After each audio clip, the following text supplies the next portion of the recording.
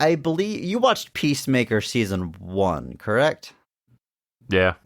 Yeah. Okay. So, have you watched season 2 at all yet? I don't. No. All right. Now, has anything been spoiled for you about season 2? I'm gonna get into light spoilers here. I'm curious if you already know where I'm about to take this. Is it the Nazi thing? It is not. We're not. I'm not opening the show with that conversation. No. No. No. I've only watched the first episode, to be clear. In fact, I haven't even finished it. Turns out this is a show that can't watch with kids around. It is very explicit and R-rated, much more so than the first one, first season. No, so you might want to rewatch that first season. You might want to watch the first episode of season 2, Andrew. It's gnarly. Okay. What was spoiled for me, more or less, was that James Gunn edited the way that season 1 ends. So, light spoilers for Peacemaker stuff, but at the very end of season 1, there's a cameo from the Justice League, and all characters are represented, but like actors on screen, I think you just have the Flash, Jason Momoa, and Ezra Miller. Yeah. But it's implied that they're all there. Wonder Woman and Superman are there too. Yeah. Yes, just the 4 of them, I think. Yeah. So I heard that he changed it to be the Justice Gang, who we saw in Superman, and I also knew that there was some like world hopping parallel universe stuff happening. So what I assumed was that in this season, Peacemaker was going to travel to a different universe, and that is the universe of the new DC universe, and that's how those characters are worked in. That's kind of the case, but what actually happened is he actually truly retconned season 1. And I believe, like, if you watch, like, they changed it on HBO Max and everything. If we watch the end of season 1, it's now the Justice Gang. And they say Justice Gang instead of Justice League. Like, he changed, he edited it. Which I guess implies that all of season 1 now happened in this new DC universe, which is extremely confusing because Peacemaker comes from Suicide Squad, or the Suicide Squad, which the Suicide Squad has DNA with Suicide Squad and Justice League. Like, it's all connected. So, how far back, what's all canon is very unclear. And it reminds me a bit of like how comic books actually work, especially DC. They reboot the whole universe. They say it's still canon, but there's clear contradictions. You know, from one writer to another, a character's appearance or abilities change, and it's very fluid, which it's just something you have to accept as a comic book reader. But I guess my question to you, Andrew, is how do you feel about this approach to a movie universe? And you're not allowed to shrug your shoulders and say, I don't care. I want to get into this at least a little bit. What do you think about this move from James Gunn? That, I don't want to keep editorializing here, but what do you make of this? I don't care. No. I don't.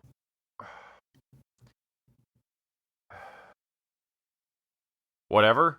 Like, it's one of those things where, like, there was probably a time where, like, I would have, like, because there was a time when I read comics that I was all about, like, you got to read the stuff that matters, man. Like, you got to read the stuff that matters. Like, if, you know, you got to get everything that's built into the big stories. You got to get everything. You got to get all the tie-ins. You got to get all the stuff that's important. And then eventually I just reached a point where I was like, I hate all of this. Like, I don't actually care about half of what I'm buying because I'm just buying all the stuff that, quote, matters. And anytime this comes up, I'm always reminded of Batman R.I.P., which leads to, you know, Batman Returning, and then the Battle for the Cowl miniseries, where, like, who's going to take over the mantle of Batman, all these spin-offs and stuff, and it amounted to nothing. It was totally superfluous. Like, you didn't need to read any of that.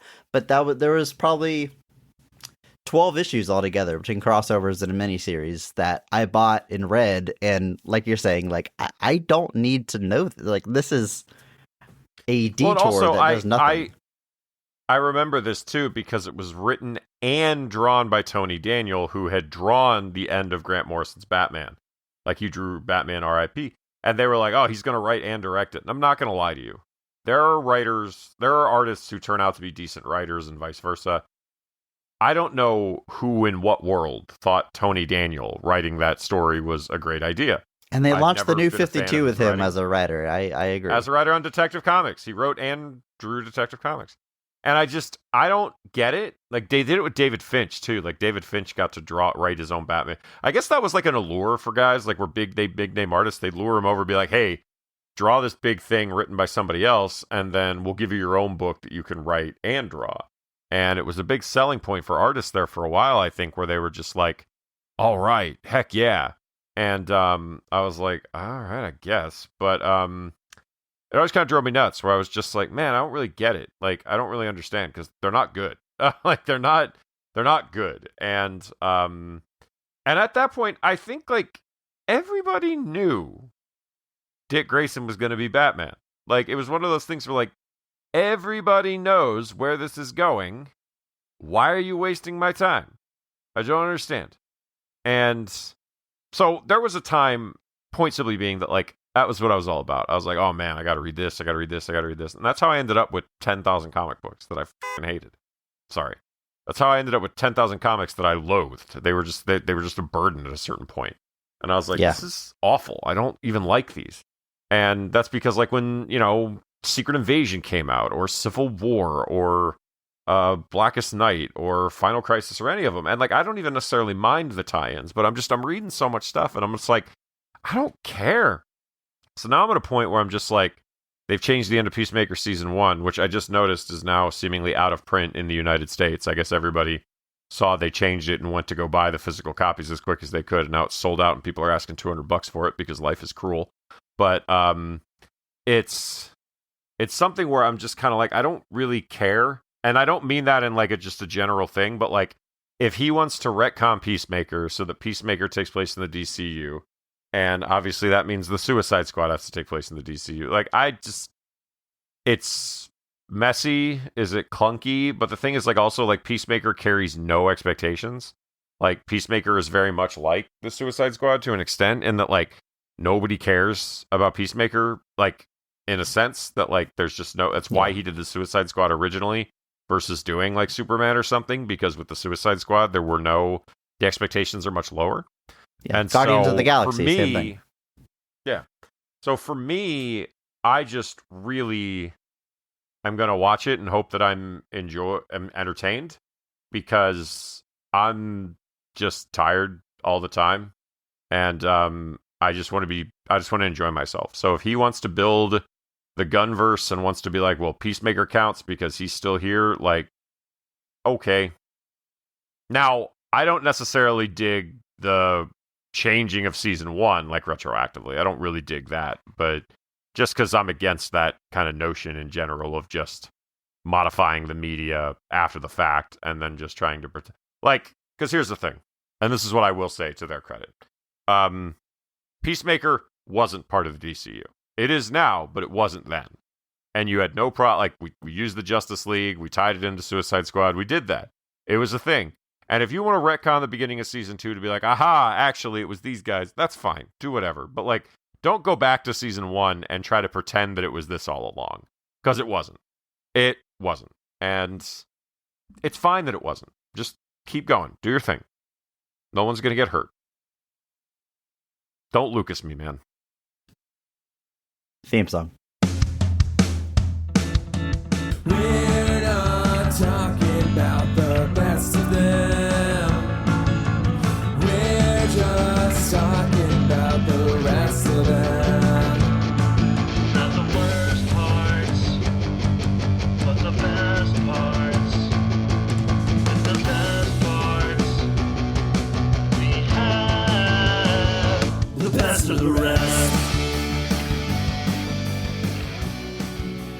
Hello and welcome to Best of the Rest. My name is Chris Logan, and I am joined as always by my co-host program, known as Andrew Williams. Say something to the listeners, Andrew.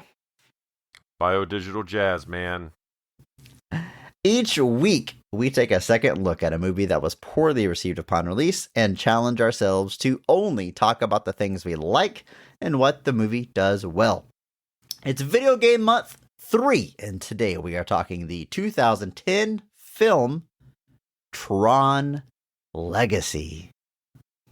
Andrew, what's your history with this movie, with the Tron franchise? I understand you're a big fan. How big of a fan are you? How far back does this fandom go, Andrew? I'm this big of a fan. No. I really like Tron. I have always really liked it. It is one of my favorites. It is... I remember when Legacy came out, I was really stoked about it because I had seen the original Tron. It was actually very difficult to get the original Tron around the time Tron Legacy was coming out, which I thought was so strange that you would like release Tron Legacy without an easy way to watch Tron, because Tron Legacy came out in 2009, back before, streaming was this, huge thing. And it was very interesting to me to have just there be no real good way to do it. And then once I was able to go back and rewatch the originals, I was a huge fan. Obviously, Tron Legacy promised a Tron 3 or suggested a Tron 3. It has been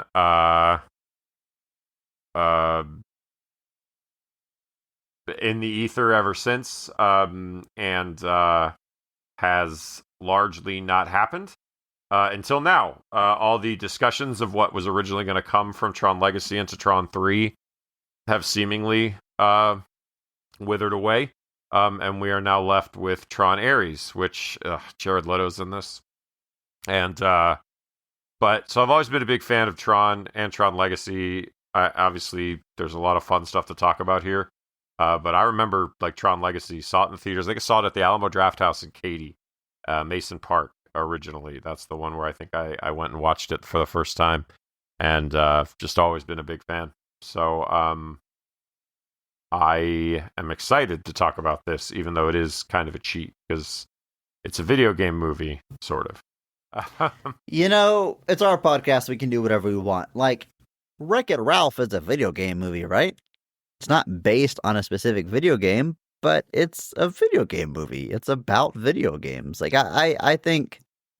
I don't know. Is anybody really going to fight us on this? I don't think anybody's really going to fight us because I think they did ultimately create Tron video games, and so that sort of works. But Wreck-It Ralph, at least has other real video games in it. So Wreck-It Ralph is not a real video game. That arcade's full of real video games. Shut up, you dumb moron. But it is. You hear the Donkey Kong sound effects very distinctly. Anyway, I had never seen any Tron movies. I think I said that last week. So I watched the 1982 original classic, as Disney likes to call it now, that they've kind of reclaimed this movie. And I watched Tron Legacy this week. So a little bit about that first movie. Super impressive what they pulled off in 1982. By and large, I think it holds up visually pretty well. Like, that look they come up with for being inside the software with the fluorescent lighting, like how much they captured in camera is crazy impressive. And how much matte cutting they had to do to pull that off, and it looks pretty seamless, is very impressive. The visual effect of him getting digitized and sucked in the computer is phenomenal. There's a few scenes that age not as gracefully. The computer generated stuff, the light cycles, a lot of it is like, it's 1982, CGI. Like, it's not going to look phenomenal. So I feel like that movie probably aged kind of fast, even though it was super, super groundbreaking.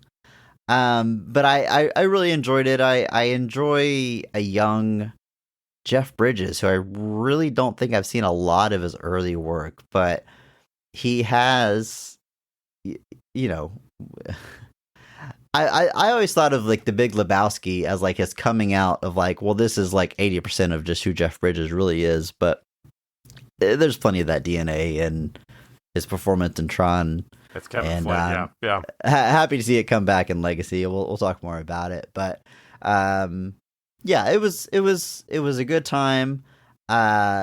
Disney's relationship to these movies is so interesting because that first movie, like, it gets pretty good reviews, mostly focused on the special effects. It does have criticisms, but by and large, like, Ebert gives it a pretty, he praises it pretty heavily, again, based on the special effects.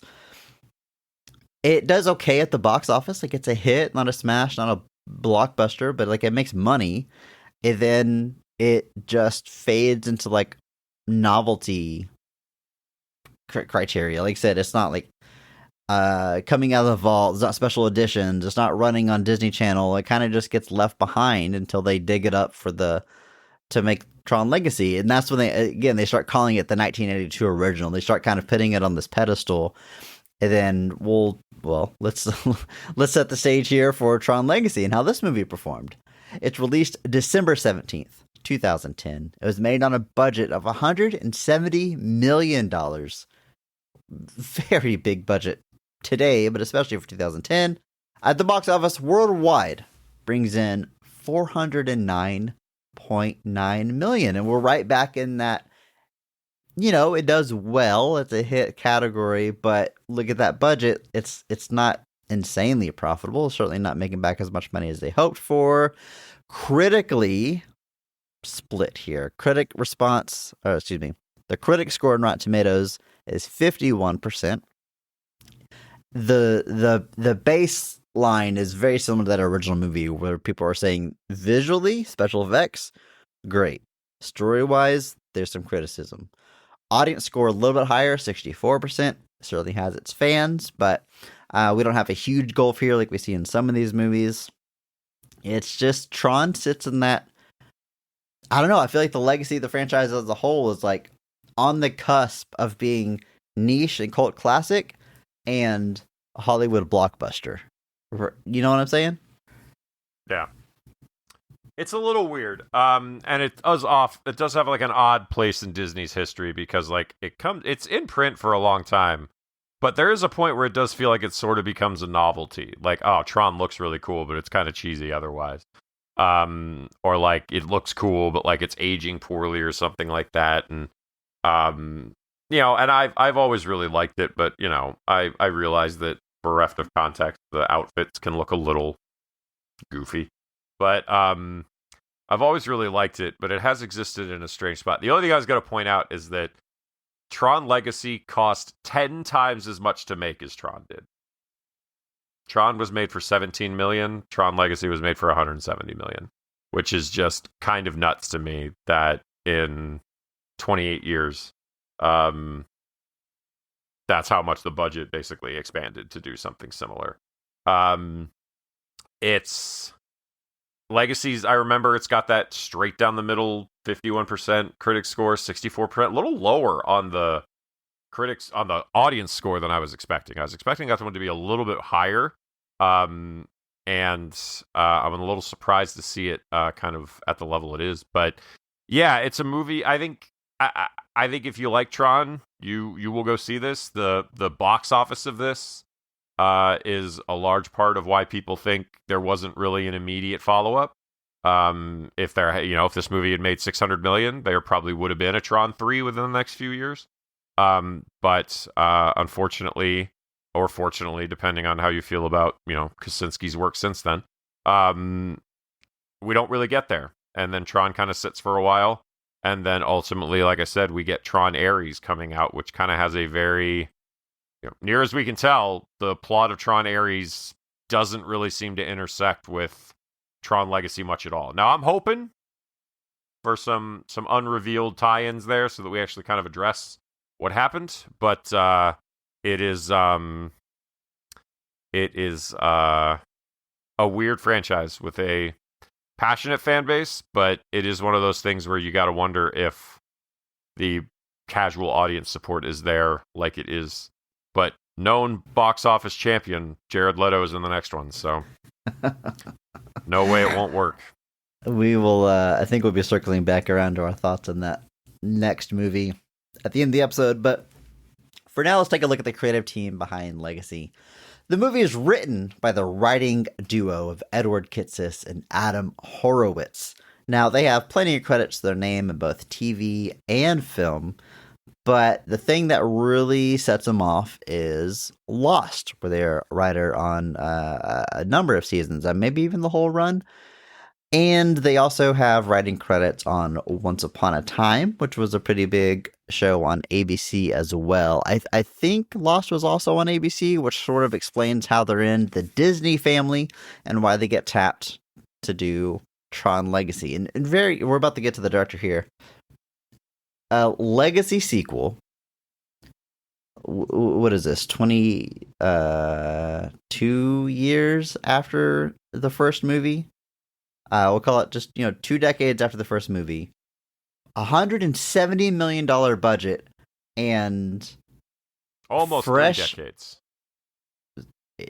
82 to 20. Yeah, 28 years. 28 years. Thank you. I was thinking, yes, 28 years. Fresh writers from TV and a first-time director. What a wild team they put together. Yeah, it's looking at the Horowitz Kitsis filmography here. It's kind of wild looking at the credits here, because they do end up working on Tron Uprising, which is the Tron animated series that came out not long after this. They worked. Did you watch that, Andrew? Yeah, perfectly fine. Okay. I think Bruce Boxleitner comes back for it. And I think Lance Henriksen's in it too, and yeah, good stuff. It's, if you want more of like Tron, you get more of Tron in Tron Uprising. Because there were fans of like the character Tron that were kind of disappointed, and we'll talk more about that later, but he is featured more heavily there, and he is voiced by Bruce Boxleitner. But Once Upon a Time... So if Lance Henriksen's character gets killed by Tron or Clue, so he could be the only man killed by a Terminator or Predator, an alien, and a Clue. Okay. And just add another character to that list. Yeah, just keep going. Yeah, who knows? But yeah, their career kind of speaks for itself. We also do have story credits for Brian Klugman and Lee Sternthal. I think we're kind of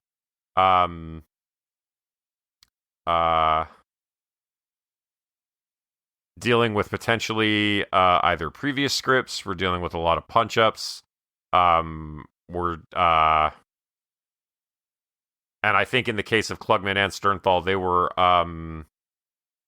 working on it in 2005-ish. They had both worked on a script for a film called Warrior that starred Joel Edgerton and Tom Hardy. They were working on what had been a version of that script. So they definitely work on that first. That's why they're only story credits. And then obviously Horowitz and Kitsis come in and do the final version of the script. And so it is a little bit of a lot of people working on this thing, but ultimately I think the bulk of the work is those final 2 writers. And then, as I mentioned, we have the directorial debut of one Joseph Kosinski. His background looks to be in visual effects. Does some work directing commercials as well, but I mean, no matter how you look at his work before this is a huge step up to be tapped, not only direct a Disney movie, but $170 million franchise film. And then he sort of just stays in this lane. So he's not even one of those guys that does like an indie hit and then gets caught up. He just goes straight to the big leagues. After this, immediately follows up with Oblivion, Tom Cruise high budget movie. He is also the director of Top Gun Maverick, which is just one of the best action sequels of all time. Most recently, he released F1, a movie that I didn't get a chance to see, but Andrew, you said was quite a good time. So he almost, it looks like early in his career, he's like a special effects guy, but Top Gun Maverick, famously, like they captured as much in camera as possible. F1, looks to be sort of the same breadth. I don't know too much about the making of that, but it seemed to be a little more Top Gun Maverick than a Tron Legacy or Oblivion. So I don't know. I can't really put this guy in a box other than he makes big budget blockbuster films, and that's kind of his only lane so far. Yeah, for the most part. Yeah, F1 is definitely trying to be in that Top Gun Maverick headspace, just using cars instead of planes. And it's one of those things, like I went into F1 and I was like, all right, let's get it over with. And then by the end of it, I was just like, do I like race cars now? But it's very well done, and it's kind of a wild trajectory. Like you said, he starts with like music videos to an extent, commercials mostly. He does like a Gears of War commercial, he does a Halo 3 commercial, he does a Hummer commercial, Chevrolet, that sort of stuff. And I'm guessing it's that Halo 3 Gears of War stuff. I wouldn't be shocked at all if that was the things where they were like, oh, maybe there's something here. And then eventually he signs on to this. And then another underrated one he has is Only the Brave. It's a firefighting movie based in the kind of mountains. And it's very, very good. Because with Tron Legacy and Oblivion, there was kind of this, they were visually impressive, but the stories were kind of left something to be desired. With Only the Brave into Top Gun Maverick into F1, people are like, oh, he sorted the story thing, and now he can just make a really, really great movie. He does have Spiderhead in between there, which is a weird psychological thriller sci-fi thing for Netflix that just ignore that, folks. Don't pay attention to it. Yeah, and definitely found his flair, I think. The dedication he puts in, all that is really, really impressive. And yeah, but it is interesting that like he comes out the gate with this. Like in a lot of ways, that's kind of like it's the Citizen Kane of Disney original sci-fi movies. All right, Andrew. Well, let's jump into this movie. Let's hack into the grid. What's the term? Let's I don't know. Let's talk about the movie, all the positives, everything we like about Tron Legacy. Andrew, you ready? Yeah.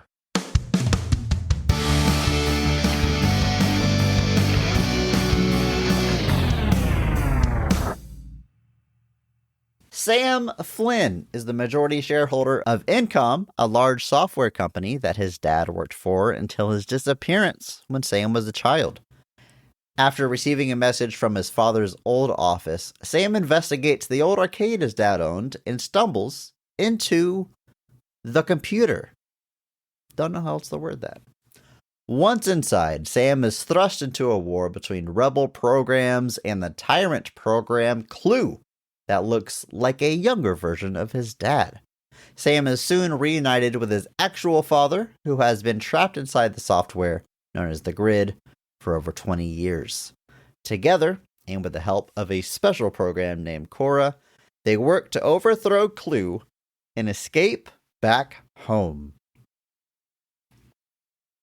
And that's it, Andrew. That's our story for Tron Legacy. Now, I should say, again, I watched both these movies this week. I had never seen Tron before. I always assumed the story of Tron, like that first one, was Jeff Bridges gets accidentally sucked into a video game and has to play the video game to get back out.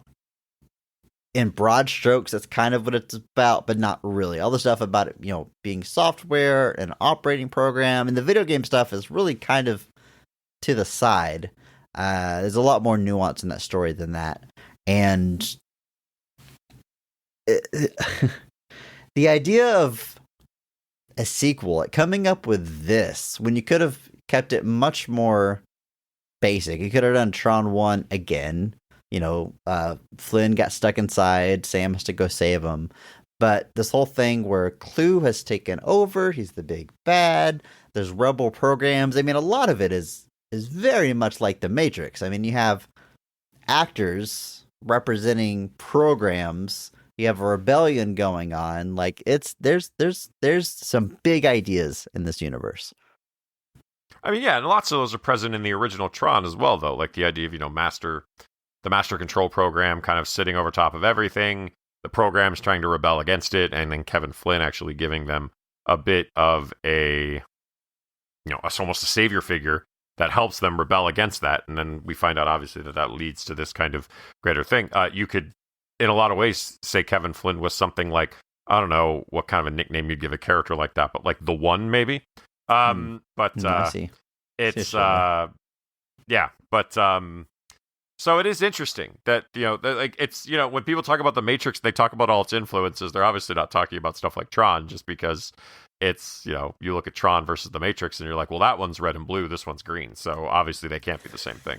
But now, Andrew, I have this question for you though, and I asked you this, I think, as I was watching the first one, but I got to bring it up again here. Now, when I watched the Matrix, when I see Agent Smith as Hugo Weaving, I understand what's going on there. I understand Smith is a program, but we are inside the Matrix where he is presented as a character, like inside that program. That's just how it works. Mm-hmm. You have an avatar. Tron doesn't really establish that, because that concept I don't think existed in 82 as far as like having an avatar. We didn't have like 3D games and CG and movies and stuff. So when he goes into the computer in Tron and you see a human actor playing representing a program, what exactly am I looking at? What is that exactly? You're watching a human actor represent a program. But is that for the sake of us, the audience, or is there a little person inside the computer? Like, I know that's not it. That's silly. But why is there a person representing a program in that universe? I think the better question is, how is a person representing a program in that universe, Chris? Or maybe when is a person representing a computer in that program? No, I think you're overthinking it tremendously. But maybe. But the way I've always kind of seen it is that, we create, like, he kind of says it at the beginning of Tron Legacy, where he's just like, I always try to imagine what like bits of information looked like moving through a computer. Like, did they look like ships? Did they look like motorcycles? Did they look like, were the circuit boards like freeways? Like, he has this whole dialogue of like what he thinks a computer looks like on the inside. Basically, how does that manifest? And I think the idea of this is simply, this is how it manifests. To us, it's just data moving through a computer, but within the system, everything is represented as its thing. It's represented as this program does this thing, but it enunciates essentially as like, when he has the first clue, which was a security program designed to find the plagiarism within Dillinger's master control program. Like, it's Jeff Bridges in like a weird tank thing, because it's a security program. And so it's looking around for things like, in a security sense, and then it gets absorbed into master control program and goes away. But master control program obviously played stunningly by David Warner of Teenage Mutant Ninja Turtles 2 fame. But it is, to me, I've always just seen it as like, we're just representing the inner workings of a computer as ships, cars, light cycles, with the programs represented by people. Essentially suggesting that the inside of a computer is essentially a civilization unto itself. And then every time you turn your computer off, you kill all those people. So feel bad. Okay. I don't know if I think I'm just watching the movie wrong. But I know you are. Okay, let's before we get into any more of this existential crisis as far as what these people are, let's talk about the cast of this film, Andrew. And you know what we're gonna do. We're gonna start with the high point, the best casting, the best performance in the movie, because every episode we recognize one person who goes so far above and beyond the Call of Duty that they actually elevate the quality of the entire film with their performance. We recognize that person by giving them the Mark Strong Award. So, Andrew, kick us off. Who is getting your Mark Strong Award for Tron Legacy?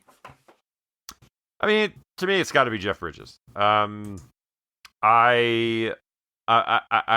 you know, I could say it's for one particular performance, but the fact that he does the hero and the villain essentially, I think is very impressive. And it's one of those things where, like, The Big Lebowski became how many people still see Jeff Bridges. They see him as basically an aged stoner that just is like, yeah, man, let's do it. All good with me, man. And that's how Kevin Flynn is kind of played here. Like, very Big Lebowski adjacent. Not quite, as deep into the hole, but like very like, I think he even says to his son at one point, man, you're really harsh on my Zen, bud. But like, it's, he's, and just the way he speaks about the grid and the way he speaks about the things that he discovered and what he was doing, like he speaks about it in a very kind of like, okay, Grandpa, time to cut back on the CBD there. But it's contrasted by this villainous performance as Clue, which people kind of forget. Like people like,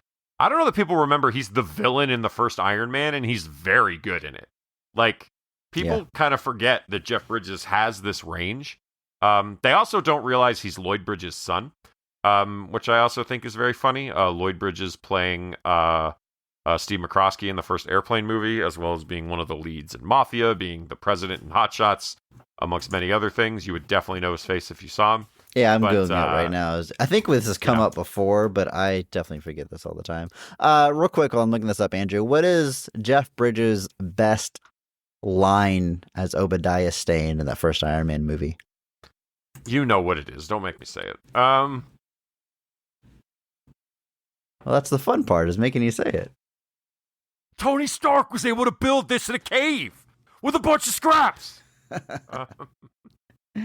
Oh, sure. I know exactly who this is. Yeah. Huh, Yeah. That's So his dad. Lloyd Bridges How is fun one is of that? those like iconic like character veteran actors of the 40s and the 50s and the 60s, and has two sons, Jeff Bridges and then his brother Beau Bridges. There was actually an episode of The Outer Limits in the 90s where Lloyd Bridges, Beau Bridges, and his son were all in it, and I thought that was just very cool. 3 generations of the Bridges were in a thing together.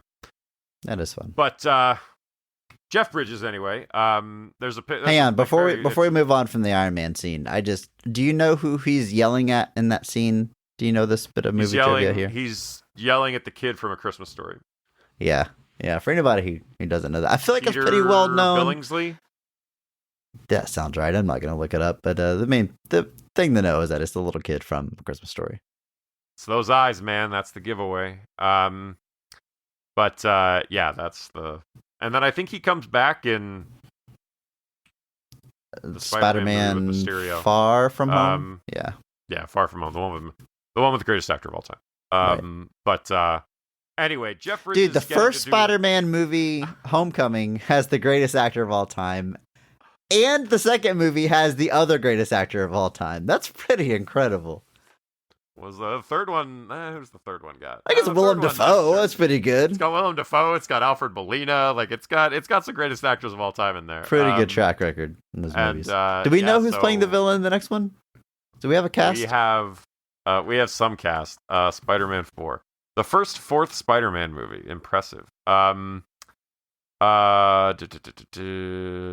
Mark. So the guy that played Scorpion is coming back. That's not gonna be our big bad. No. Tombstone is in it, but he definitely won't be the big bad. Tremel Tillman is in it, and we don't know who he's playing. He's from Severance.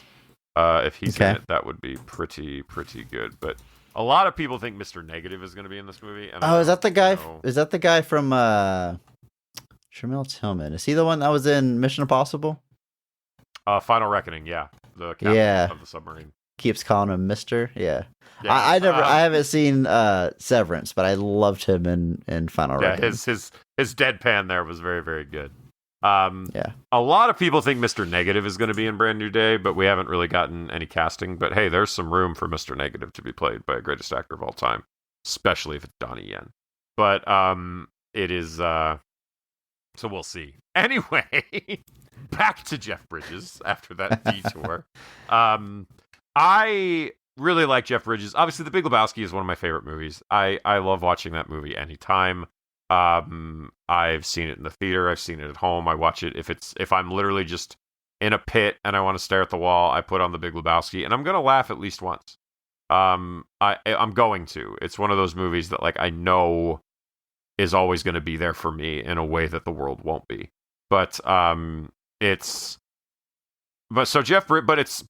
funny to me that Jeff Bridges gets this reputation essentially of being the Big Lebowski now, and it kind of ignores that there's this whole other people. Like Iron Man is the year before this. Like it's kind of funny. Like literally Iron Man is 2 years before. But point taken. Oh, is this 10? Is this 10? Sorry, my bad. Yeah. But like you go back to the 80s, you watch things like, you know, when he was in the 1970s version of King Kong, when he was in Cutter's Way, when he was in Jagged Edge. He's in True Grit the same year as this, which is not his Lebowski persona. No, absolutely not. He's in The Fisher King as you get into the 90s. Like, he's just really, really good. Starman, John Carpenter sci-fi movie in the 80s. Hell or High Water, that movie I mentioned last week with Ben Foster. Yeah. Andrew. He's in K-Pax. I was going to power past that. Don't know why we get to bring that up 2 weeks in a row. He's an alum of the show. Did you remember that? Hold on. What did we talk about that he's in? I'm going to be really mad at myself, aren't I? Yeah, you are. R.I.P.D. There it is. Yep. There it is. Is that the only one we've ever done with him in it? I believe so, yeah. That is insane. So possible former Mark Strong Award winner. No way to check. Who knows? But I can guarantee you he's probably a Mark Strong Award winner for that one. You just said guarantee probably. So who knows? Guarantee probably. But anyway, the point simply being, Jeff Bridges getting to do the dual turn here. I know it's kind of a cheat saying that, you know, going for Flynn and Clue together, but he's the same guy doing two performances in the same movie. He does a tremendous job. I like seeing the villainous performance. If they updated the CG of Clue's face in this movie on the 4K, I could not tell you. It looks exactly the same to me. Yeah. But and it's one of those things where, because the movie opens with a flashback to the night, I think it's 89, and it's not good. Like the CG just doesn't look great when it's in the real world.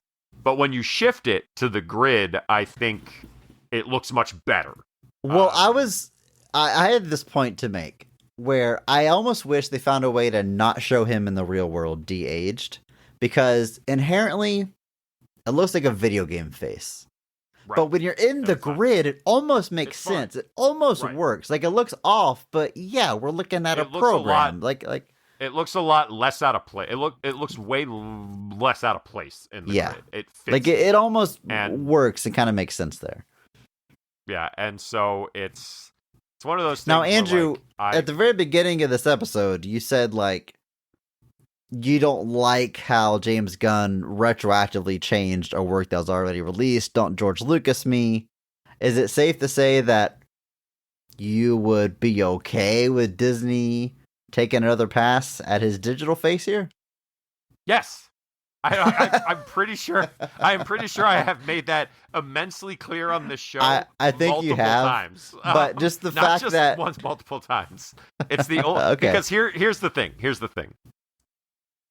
When George Lucas goes back and messes with Star Wars, he's taking something good and changing it. When that's the key difference. The CG in Tron Legacy is like that thing that stands out as like, you weren't quite there yet, were you? So if all you're going to do is go back and touch up his face. And that's it. Because the thing is, nothing else in the movie needs to be touched. Visually, everything else in the grid is immaculate. It's stunning. It looks perfect. The only thing that's off in the whole movie is de-aged Jeff Bridges' face. So if you're going to go, that's the thing. If you're going to use the technology use it for good. Use it to fix this. So I need to go back and rewatch it again and pay more attention. But like in the grid, it never stood out to me as much. It's the real world bit at the beginning. Yeah, That's it's the real rough. thing that's the worst to me when it's Yeah. in the real world. But like that is the one moment where I was just like, oh man, like come on. Like it's not quite there yet. It's a little bit like when you're watching the final fight in like Matrix 3 and you're like, I don't know that this technology was quite there Yeah. yet. You still appreciate it, you still respect it, but you're like, I don't know that we were quite at the level we needed to be to pull this off in the way it should have been. But like I said, if you're going to use that technology, use it for good. And so Now, I'll rewatch it again. We'll see. Do you remember your reaction like in the theater? Because this is like the best you could do in 2010. Like it was Oh yeah. groundbreaking. Like, this- But did you still go ooh, or were you like, wow, I've never seen that I before? think- Can you even put yourself in that headspace again? Not really, but like I think I probably had a very similar reaction where like in the real like I think the novelty of it was still pretty new at the time, so I think that probably carried through some of it where you could be like, "Oh wow, like we had, considering what we're trying to do here, this is pretty impressive." And then in the grid, the lips were always the problem for me. Yeah. The lips never quite moved right. And they just like were very small and they just don't really move very much, and like it's just like a tiny mouth thing. And it's a little bit, it's not as bad, but it's a little bit also of the Irishman problem. Like when you de-age Robert De Niro in The Irishman, part of the problem is one, I know what young Robert De Niro looks like. And I know that he doesn't look like that. And also he's just playing an old man. So in this one, they don't make that. It's obviously a double playing younger Jeff Bridges, and then they're just putting his face on him, and which is how you should do it. But it's that, and that's actually one of the things I like. So the visual reference for Jeff Bridges was not the original Tron. They actually used a movie that came out a few years later called Against All Odds that featured the Phil Collins song of the same name as its theme song, which is a tremendously great song. But so they purposely chose an older Jeff Bridges away from Tron as the visual reference because they wanted him to be older than he was in Tron, which I just, that's just makes smart. sense. Yeah. But yeah, like I think in 2010, the novelty of it was probably still like the fact that it looked like it did, and it was like, oh wow, like this is pretty impressive. Like like we're not even close to the days of like, the Marvel stuff where they would de-age people or whatever, and you're just like, oh wow, we've come a lot longer. So a lot longer way since, but it's still very cool. But it's always been that thing in the movie where I'm like, if you're gonna use this technology for evil, at least do this first. Like just use this first, then put all the de-aged actors that are dead in the movies that you want. Just give me this better. If I haven't said it already, Jeff Bridges also getting my Mark Strong Award here. A pretty easy Mark Strong Award. There's some of the characters and performances I like for sure, but I mean, it's the charisma of Jeff Bridges. That's what makes this thing sing. I mean, he would also get my Mark Strong Award for the original Tron if we were covering it there. There's this moment in the first one where they are sneaking into Incom, and it's him and the guy that made Tron, and then his former girlfriend who's now dating the guy that made Tron, so I don't remember the characters' names. But they're sneaking in, he hacks into like the door of the building, and it takes like a full minute to open because it's like super, super thick, and it's like, oh, all these layers are opening, and he just goes, it's a big door, man. And then in this movie, Sam breaks into the same door, and I'm literally on my couch going like, say it, say it, say it. And of course, he gives it to me. Sam says, oh, it's a big door. It's like, yeah. But like, had I not just watched that first movie, I probably wouldn't even realize this was a callback. But I just, his just chill vibes are just something about that against like high-tech cyberpunk stuff. Just, it feels like it shouldn't work on paper, but it works extremely, extremely well. I really like it. There was a joke in the I think it was the Tron subreddit a couple weeks ago where there was a guy who his thread was literally, "Will the big door have a cameo in Tron Ares?" Because and so I'm like, this is what I'm here for. Like, this is the speculation that I'm ready for. Oh, I would like to change my Mark Strong award. It's actually going to the big door. Big door. Fair enough. Now, in true legacy movie fashion, Jeff Bridges isn't the lead of this movie. He's the legacy character that is alongside a new lead. And quick detour before we talk about the lead of this movie, Andrew. I do believe at some point in this podcast we established that Tron Legacy might be the first modern legacy sequel. Like, that's definitely in vogue now. But does this set the template? Did we find an earlier example of a legacy sequel? Yeah, Psycho 2. Okay, Psycho 2, because there's a long gap between Psycho 1 and Psycho 2, but there's not a legacy character and a new lead, right? I haven't seen Psycho 2, but I assume it's just Anthony Perkins is in it. Right, but it's just the continuing adventures of Norman Bates. It's not like there's a new serial killer being mentored by Norman or something. Yeah, I mean, I don't know. It's a new Norman Bates story, but there's newer characters in it that obviously end up entangled in his web. So I don't know. I don't want to. This is all just dumb nerdy stuff, but I mean, I don't think it has all the pieces of what legacy sequels we're getting now. Like the legacy character, the new lead, the callbacks, like the big gap. Like it there's a formula to it now. Where Psycho 2 might be much like the original Psycho is a proto-slasher, but doesn't give us a fully formed slasher like we would get later. Maybe Psycho 2 is like a proto-legacy sequel before all of the pieces are quite put together. But to my knowledge, the Tron Legacy is the first movie to put all the pieces together that we now use as a formula or template for legacy sequels. What about Rocky Balboa? But it's still just a Rocky. Like, he's still front and center. Like, it's still just another Rocky movie. Like, it's a long gap. Top Gun Maverick is still Tom Cruise front and center. Like, there's other new characters, sure, but like that's still Tom Cruise's movie. Yeah, he's definitely the lead of that movie. Like, you can't really make a case for like Miles Teller being the lead. Like, when we're not at the Academy, we're following Maverick. So, okay, I mean, fair. So maybe it's not a legacy sequel. It turns out it's not. It turns out it's messier to define than I think. I still say Psycho 2, but that's fine. Okay, that is a more fun answer because no one else would be pulling that one out of the hat, Andrew. So I do. And I say this as nicely as I can. I think Psycho 2 is a little underrated. It's Psycho 3 is bad for everybody. #PP. But like Psycho 2's biggest offense is just that it's not Psycho. Like that's like. And it's never going to be. Like, it's never going to live up to what the first movie did in its place in, like, slasher history, or just horror history. Like, it's that and Peeping Tom are basically, like, the two pieces that form the modern horror slasher genre. And Black Christmas, lest we forget. Well, that was full on, like, 14 years later. But it's still pre-Halloween. Usually people say it starts with Halloween, so. I guess Texas Chainsaws before Halloween too. Anyway, Andrew. Anyway, you're distracting us. This is your fault. Oh, I'm distracting us. This is my fault.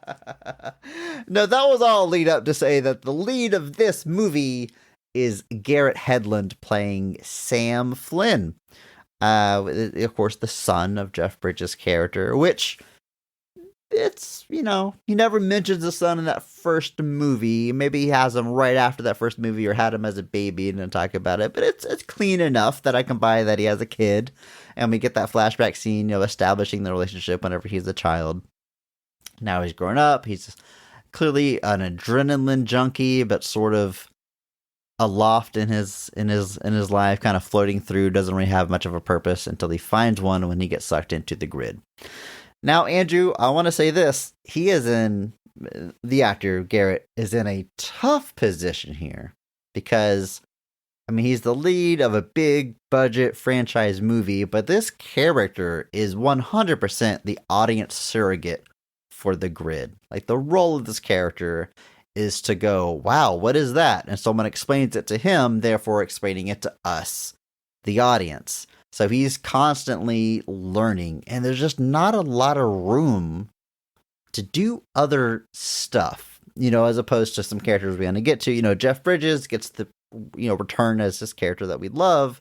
We'll talk about the character of Cora in a moment, who gets to just exist with her own personality in this world.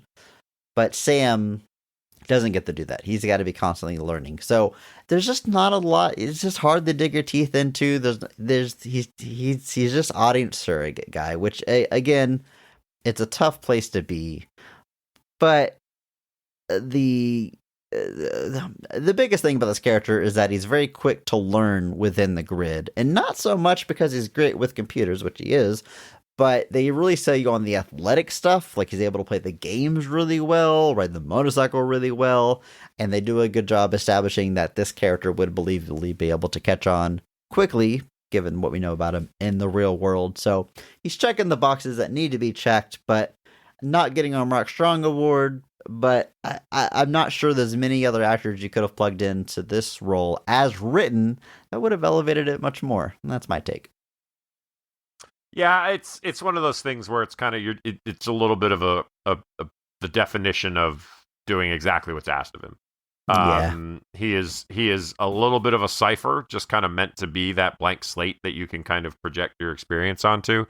And in that regard, I think he's doing just fine. Obviously, he's got to join in all the updated versions of all the battle games and everything, and all of that's, But the thing is, like, you don't really need to have, I guess, a lot of personality for that. I don't not to be rude or backhanded, but when all you're doing is light cycle fights and disc wars and all that, it's pretty easy to just fade into that. And I think he's up to the task for all of that. But yeah, the script just really doesn't give this character a whole lot to dig into beyond that.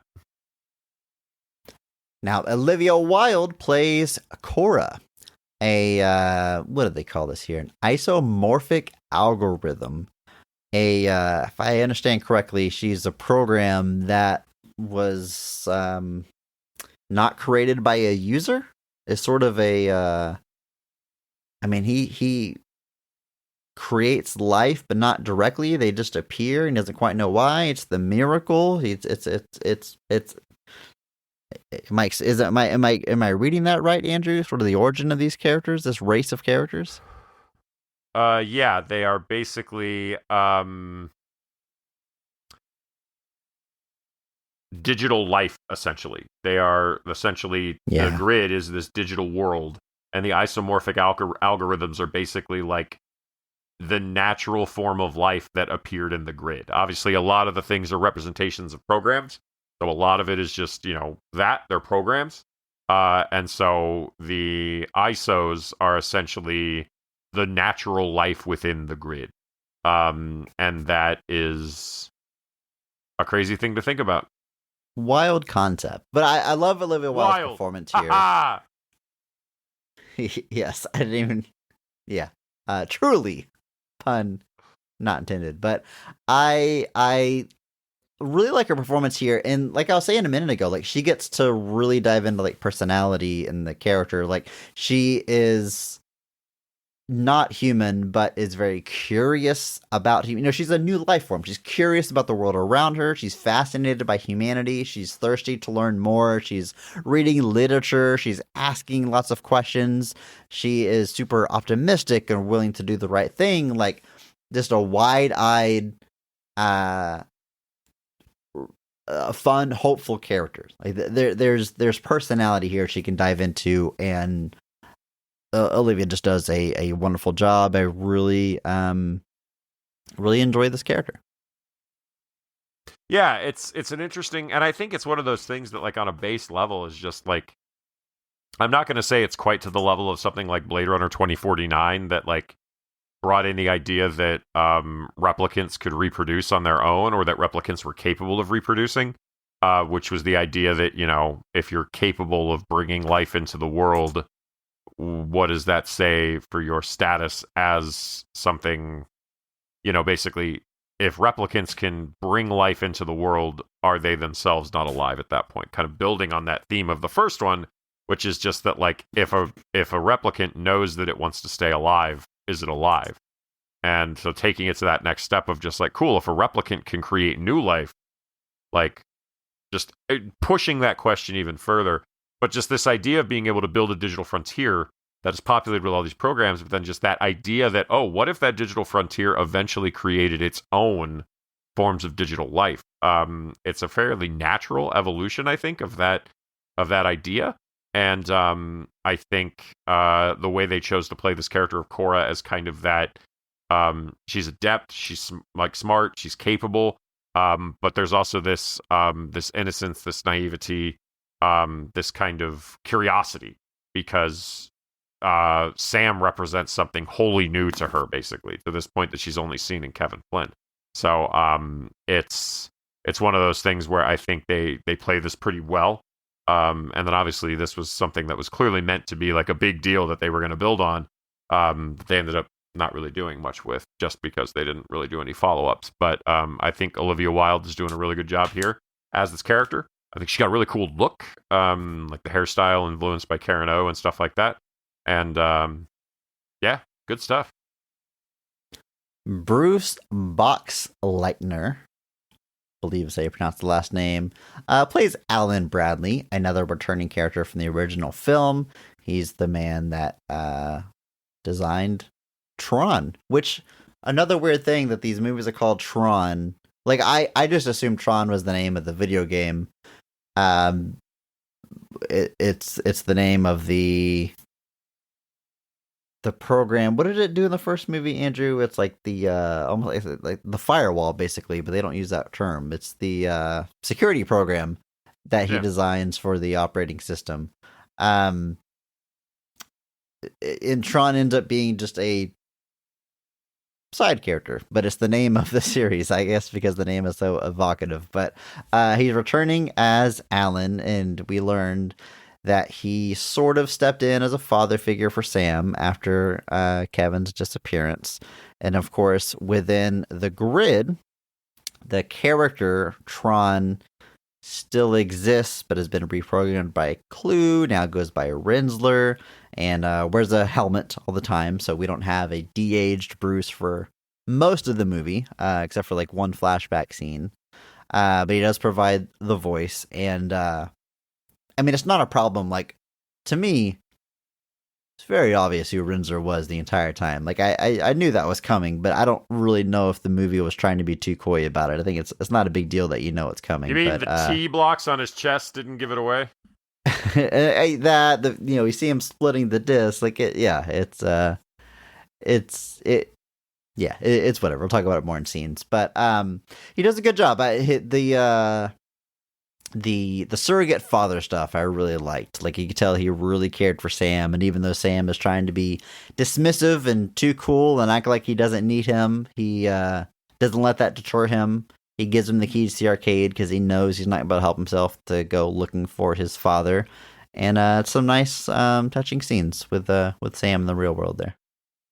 Yeah, Bruce Boxleitner has been one of he's a little bit like Dan Aykroyd is with Ghostbusters. He just always was trying to keep that Tron flame alive for the longest time, and and then he kind of just gave up on Tron 3 after a while. People would just ask him, and he'd be like, "Guys, I don't know. Like, I've kind of given up on it." But so I'm kind of hoping that maybe he's got a little surprise cameo in Tron Ares. I would really like to see him get a chance to at least be part of this. But like I said, he does reprise his role as Tron in Tron Uprising, which does take place after Tron Legacy. Spoilers there, possibly, for the events of Tron Legacy. But it is good to see him here. Like I said, obviously he's one of there's only a few characters from the original that ultimately come back, and he's one of them. Does get a brief scene as younger Tron, and then like I said, Rinsler has got his mask on the whole, even at the end when he like reveals that it's Tron, like he's still leaves the helmet on. You don't actually see it, but yeah, it's very cool. And Bruce Boxleitner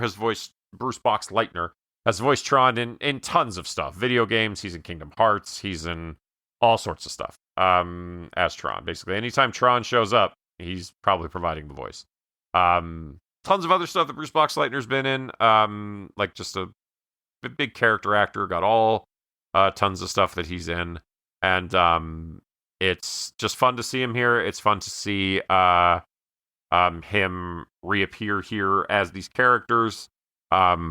He's been on he showed up on the Orville a few times, I think. Like, he's all over the place. Showed up on Supergirl, NCIS, everything. He's just a good dude. And I'm happy to see him here. Babylon 5, a big thing a lot of people remember him from in the 90s. I was never a huge fan of Babylon 5, but was in all the Gambler films with Kenny Rogers.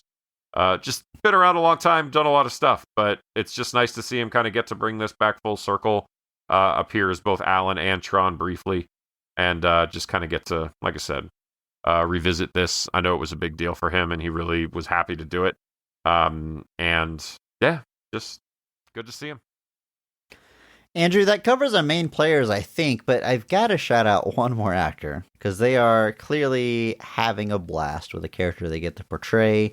Michael Sheen plays Zeus, who owns a club in the grid, and it's a character trope that I feel like we've seen a number of times. I'm reminded of, like, Benicio del Toro in the Guardians movies. I'm reminded of maybe like Jared Leto in Blade Runner 2049. Just super eccentric Joker energy type character.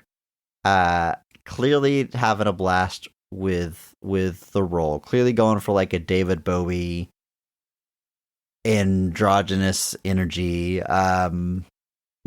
sexual energy with everyone they come into contact with or look at. Character has a really distinct look. They get the white hair slicked back, kind of remind me of like the Ghost from the second Matrix movie. I don't think I know Michael Sheen's work though. I went through, like, as I was watching the movie, I'm like, I got to know who this is. And I mean, dude has a ton of credits, been at work in the game for decades, but I don't know if there's any role I can really point to and say, oh, I know him from that. But I loved the energy he brought to this Underworld movie. Guy? I've never seen him. He's in those movies? We've Yeah, somehow he plays never Lucian. covered him. Yeah, Okay. he got a lot of credit recently because he was on the Good Omens show with David Tennant. He plays Aziz Rafael on that show. But just a British actor, and that's probably why, like, that's not meant backhandedly, but just a lot of what he does is British television and films. Played Tony Blair in a bunch of stuff. Was David Frost in the Frost Nixon movie they made in 2008. Played the White Rabbit in that Tim Burton Alice in Wonderland movie. All over the place, but always fun. Yeah, definitely bringing that like weird energy here, though. Definitely a little bit of David Bowie, a little bit of something. The wiki I think called out like Cabaret and even like Frankenfurter from Rocky Horror and all the above. Like, obviously they're going for a lot of stuff here, and it's just it's that right kind of energy. It fits in perfectly, and just adds a little bit of uniqueness to the grid, where there's this kind of clues rules over it, and so there's this kind of dark haze over it, and then you get characters like this that kind of add that weird kind of ripple to it. I do want to call out a couple more performances real quick. Daft Punk in this movie. I knew it. I both knew members. it. I knew it. They Andrew, obviously wrote a soundtrack here. I'm fascinated by this. Okay, Daft Punk does the soundtrack to this movie. Makes Yes, total they do. sense. What they do, just the vibes make so much sense with Tremendous. this world. It's a perfect fit. But also, they can cameo in the movie And it's not out of place. dressed like they it's- always do, and it fits right in. Like, Yeah, how it's no problems. is there a coincidence along the way? Do they hire him for their music and like, well, you're aesthetically fit in, so let's pitch you in? Or like, is some of the design of the movie itself based around Daft Punk's image and stuff? Or is it just all kismet? Like, what do you make of that? I think it's just it all kind of all lined up. Like obviously, I think the visual style of this, they kind of knew what they were going for. Daft Punk, obviously, no stranger to kind of striking visuals, things like that. You look at Interstellar 555, things like that, where they kind of go for those kind of weird sci-fi things. It's a wild thing, and so it was just they do have a little bit of a redesigned look just to fit in with the aesthetic of the movie, but it's them. Couldn't be anybody else. But yes, 1,000%. It's very, if very it was cool. someone else, they would have had grounds to sue for their likeness. Right, absolutely. Quick question about the soundtrack. Oh, go ahead. Does Daft Punk do the soundtrack for the movie, or is the soundtrack a Daft Punk album? Do you know what I'm saying here? Like, It's a soundtrack. do they consider Tron Legacy one of their studio albums, or did they're the only featured artist on Tron Legacy? Well, Tron Legacy is a little bit more of a collaboration because there is orchestral parts that are like transcribed and conducted by another person who takes the music and kind of turns it into the orchestral stuff, while the electronic stuff is all basically just straight Daft Punk. So in that regard, I see it very much as a soundtrack. But I'm certainly going to put it in the Daft Punk section. I have sure, no problem, yeah. I just like no problem doing that. But like Outkast released the album Idlewild, which is an album and the soundtrack. Lonely Island, Pop Star is an album that is also the music from the movie. I didn't know how, what they consider it. Yeah, I mean, for them, it's a creative effort. I think it's a full album of their music, and in that regard, I think it's. I think it speaks for itself. So I have it on vinyl. I'm a huge fan. And there's some bangers on here, some real bangers, and it's good stuff. But I do want to call out one more member of the cast. Cillian Murphy is in this movie. Really? For one scene. Hang on. Do you see his face? Like, yes. If you know it's He Cillian speaks. Murphy, you can clearly He recognize speaks. him. Let me think. Let me run through my brain. I want to say, I thought someone looked like Cillian Murphy. All right. I am Googling it so I can see his scene here. Cillian Murphy, Tron Legacy. It's pretty straightforward. Yeah, let me see. I just want to see him. Yeah. I remember. Yeah, he's on the... I literally thought that dude looks like a young Cillian Murphy. He's on the board. Chris, He's like Chris, you're super... not gonna believe this. That is so funny. Yeah, he kind of looks like Yorm from the Lonely Island, actually, but with his swoop hair. Uncredited. He is uncredited. He appears as Edward Dillinger Jr., the son of Ed Dillinger, David Warner from the first film. This is the other big key indicator to me in this movie that they were planning for more sequels. Because even in 2010, Cillian Murphy in your movie for one scene? This is after Batman Begins. Yeah, he's a known. This is after 28 Days Later, easily. Yeah, this is he's a name at this point. So clearly people thought they were going to be doing something with him in a sequel, like doing the Dillinger thing. Now, we are getting that in Tron Ares to an extent. They have revealed that Evan Peters' character is the grandson of Ed Dillinger. I don't know if they will address the Cillian Murphy of the situation.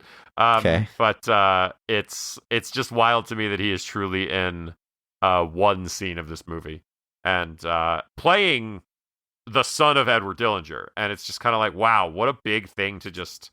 waste, for lack of a better way to put it, such a strange thing, but just strange thing, but unfortunately we'll see. Well, Andrew, I think it's time that we jump into the scenes of this film, and let's just start at the high point, the best scene of the movie, or at least our personal favorite. Andrew, in your opinion, when is this movie firing on all cylinders? What is the best scene in Tron Legacy? It's the light cycles, man. It's the light cycle scene. It's so cool. Yes. It's the light cycles, man. It's absolutely unbelievably awesome. It is the thing that they sold the movie on, the kind of teaser they made for it back at Comic-Con 2008. was like a light cycle racing across a dark grid, and then there was like a brief shot of Jeff Bridges. So it was literally what they used to sell the movie originally. It's what they used to tease it, and then just the way they pull that technology off, the way it ends up looking, it's all just so cool. And it's extended too. Like, this is a long scene. Yeah. It runs for several minutes. It's a whole like, and it's like they go super hard with it too. It's like a 5-on-5 battle.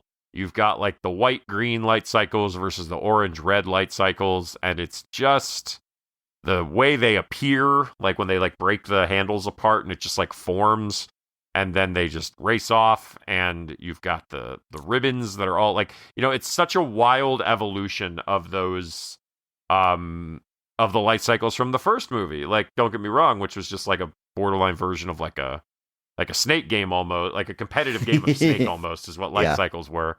But it's to take that concept and be able to turn it into this on all levels is just so cool to me, and it looks so awesome. Like, it just comes off so flawlessly. It just looks so good. And it's the whole thing too. It's not just the light cycles with the effects, but like the arena that they're in, the setting, all of that. Like, you talk about things standing out. Like, it's unbelievable to me that this was 2010. This looks amazing, and it's not, I think, aged at all. Really, this still looks fantastic. Yeah, 1,000%. And it's just unbelievable. And like the way even people get de-resed, where like the way they like they just like explode into like bits. It's just a cool effect that clearly is meant to just define, like, hey, this guy's no longer with us, but because they're all programs, he just disintegrates into data basically. And it's just wild. I love it. This scene is so cool. Even when like the light cycles blow up and it's like the mix of like the machinery plus like the liquid kind of stuff. Like, I don't know. Like, I don't know what it's implying, but all I know is that it's awesome. It's so cool to look at. It is just a blast. And I will literally just pull this scene up on YouTube sometimes and watch it because it's that cool. It's great. This is such an easy pick. How could it not be this? I mean, the light cycles are already the most iconic image from the first movie. Like, I had never seen the first movie, but I knew the light cycles. I've seen it parodied. I've seen it parodied. Parody? I've seen it. Parodied. I've seen it parodied.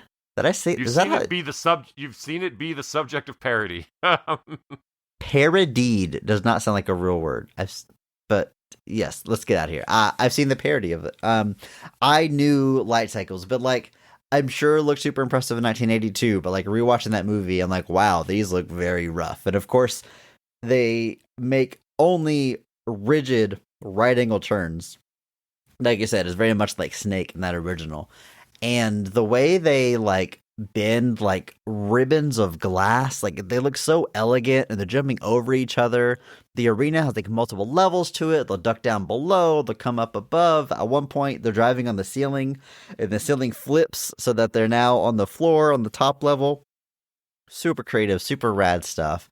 Looks, like you said, incredible. I mean, look at the film overall is very cool. The neon cyberpunk look they come up with is such a cool way to update the look of the original and modernize it. Talk about ahead of its time. I mean, I have said very specifically the 2014, the 2016 era of CG and visuals is my favorite. Just the use of light in particular, like Amazing Spider-Man 2, Ghostbusters, Tomorrowland. I've run through these before on the podcast recently, I think. But this movie almost fits into that window, but it's 5 years before any of those movies. So like, it's incredible they pulled it off. And like I said, it aged so well. Andrew, I couldn't tell you how happy I was at the moment where, their motorcycles are just like a stick, basically. And the first time you see, one of the guys on his team transform, he jumps through the air, it cuts the slow motion, he holds the stick out in front of him, it becomes the handlebars, the motorcycle forms and lights around him. You see like the engine and the tires, all the individual pieces, and then it sort of solidifies, he lands on the ground and drives off. It was so cool. And then Sam says, "Oh, I got this." And he jumps in the air with his stick. in my head, I was like, please don't do the thing. Don't do it. I was expecting him to jump through the air with a stick and just land on the ground with no motorcycle to transform. Because he's new, he doesn't really know how to do it, and undercut this super cool moment with a joke. You know, the MCU and just Hollywood blockbuster movies have just trained my brain to expect that moment. They don't do it. Even though we just saw a light cycle form in slow motion and it was super awesome, they give it to us again 10 seconds later with Sam, and it's still awesome, and I'm so glad they let it just be a cool moment. The movie's better for it without trying to jam that stupid joke I was anticipating. I'm glad they didn't do it. Yeah, it looks great. As wild as this battle is, it's still like, I mean, kudos to our director. It's easy to follow. You don't get lost in it. You understand the strategies happening. They start working together. At one point, his teammate goes down. He grabs his teammate's stick. You know that's going to come back later. He's going to form another motorcycle. Like, it is all so clean. The look of this is great. I mean, like, hashtag PP. And I'm going to have plenty of positives to say about this movie. But, like, maybe the biggest negative is that, like, the gladiator-esque video game scenes of this movie, action-wise, are the best and easily the highlights. I think we're done with them like a third way into the movie. Like, yeah, the disc fight, the light cycle, and then 45 minutes in, you're out of the arena. So, like, which the original Tron did the same thing. Like, they fight some games, and then they're like in the the back rooms the rest of the movie, and you're always kind of like, are we gonna get back to the games again? Only knowing the legacy of these franchise, I thought this was the centerpiece and the main driving force in the movie. It's really not. It's really a set piece before we move on. I do wish we found a way to dip back into this world, but at the same time, it's kind of special that we just have one stellar light cycle battle. I'm curious if the third movie is gonna stick with just one set piece or if it's gonna be more of a driving force. We will obviously, the marketing is always going to be light cycles. It's the most iconic thing for the movies. We'll see how much it plays in that film itself. But yeah, this was an easy. I enjoyed a lot of stuff in this movie, but this was a very easy pick. Yeah, it's just awesome. It's just so awesome. And it's the moment you're kind of waiting for, and so they got to do some light cycle stuff, and it is just tremendous. And then we exit that scene and into another kind of really, really good scene I like, where Olivia Wilde's Cora rescues Sam from this arena, and she brings him to his dad. Is it weird that this reminds me of Batman Begins, where Batman is taking Rachel Dawes in the Tumbler to the Batcave? Like, her car looks like the Tumbler, and like he's like, "Where are we going?" Like, "Oh, your answers will be, they'll answered in time," and they go to the secret area outside of the city. It's like they do that in Batman a lot. Like in Batman '89, he has little sequence where he drives Vicky Vale to the Batcave, like just through the woods and everything. It's just apparently that's the whole thing. That car does look suspiciously like the Tumbler. But it's but yeah, I do love the reunion between Sam. It's great. So we had Sam already came face to face with Clue, who at first obviously thinks it's his dad. Somehow still looks young, but Clue presents himself as his dad too. Like Clue originally says, I'm Kevin Flynn. Yeah. And it's he's obviously, by the end of their encounter, he knows Clue is evil, is a bad guy. He makes no bones about it. He sends him off to his death. And Clue is just very menacing. So like it must be such a mind effort to like see your father's face, but he's cold and distant. And then you contrast that with him seeing his actual dad moments later, and the pure like emotion and vulnerability that comes out of Jeff Bridges, and he embraces his son, who was clear but from the beginning of this movie that Sam has spent most of his life getting more and more bitter and resentful towards his father. To have his dad have that reaction to seeing his face, it's really powerful. Like I love that he sees Clue before he sees his dad, because we get the contrast, those two moments, and it's so human, for lack of a better word. Like Jeff Bridges is just overcome with emotion and joy and everything about seeing his son, and what that must feel like to Sam to have all those questions, but like in this moment, none of it matters. All that matters is I'm with my dad again, and it's very effective moment, and it's so well played by all the actors involved, but Jeff Bridges especially. I mean, turns out the guy's pretty good. Pretty good at acting.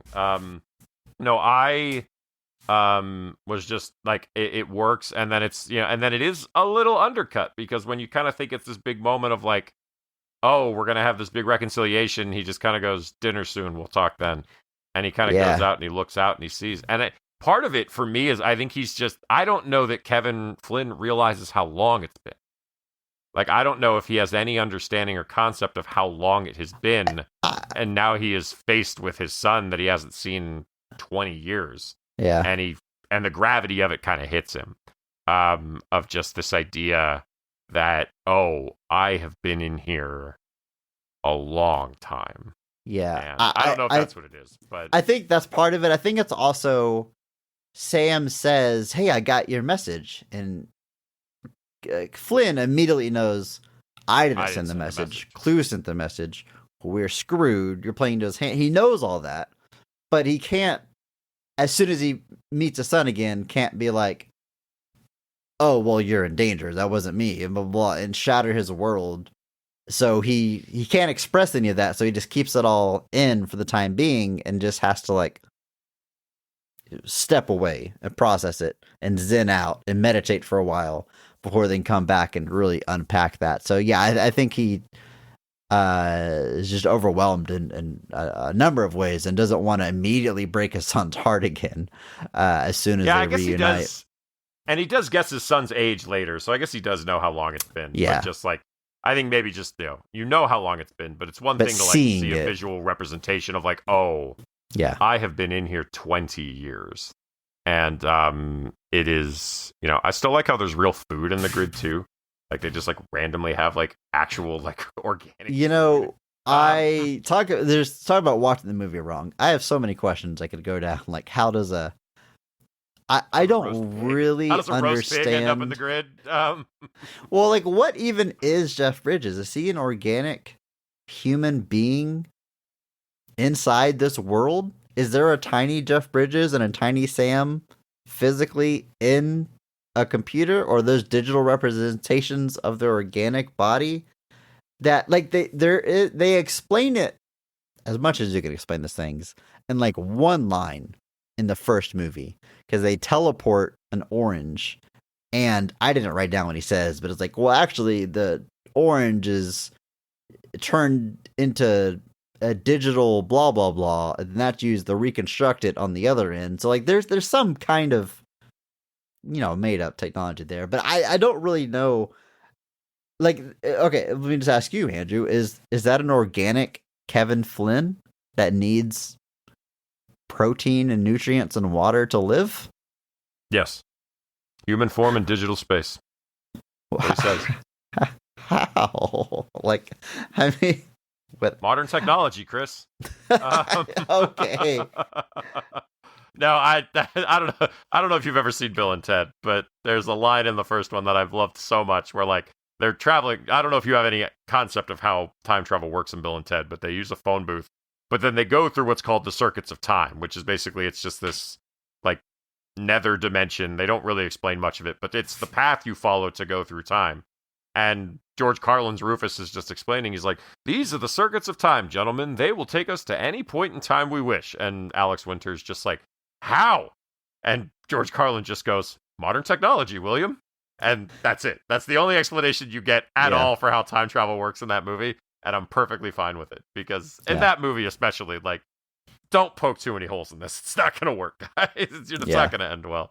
But yeah, like the notion of like what is that blue thing they're drinking? It looks like the stuff they clean combs with. Like, it's just terrible. Yes. Yeah, like at the barbers, like let the comb soak in. That's so funny. Yeah. But like it's it's a weird thing to think about. Just like, is there food here? Like, where are you getting this from? Like, do you have a source? Do you have a source? Are there tiny pigs in the grid? How are you doing this? Yeah, biodigital jazz, man. Love that line. Yeah, wild stuff. Going all the way back to the beginning, Andrew, up the top. The Disney logo, the production stinger at the beginning of the movie, super cool. I think we've done this podcast many times. We love anytime there's a custom production studio logo. We like to cite the Spider-Verse films, what they do with the Columbia logo. They do the classic Disney castle opening, but it's all like with the teal neon lighting of this world. Super cool. And just to talk a little bit about the overall design and aesthetic of this movie, it's super cool. I really like the look of this movie. I said earlier, talking about updating the light cycles, like it's just such a cool way to modernize that original movie. It's more or less the same color palette. It's cool blues, it's teal, it's grays. Bad guys get warm colors like yellow, orange, and red. But it looks like a modern version of what they did in 1982. Like, I did not dive too much into like behind the scenes stuff. I imagine they do have lights on their suit and stuff on set because you see the glow like on their cheek and everything. Whereas in that first movie, I think they used like original lightsaber technology. They wore like reflective material that would catch the light and look like it was lighting up. But I think they have like actual lights on set. And again, I bet a lot of this movie, like that original, is more in camera than you think, which is another thing I love about this era of CG.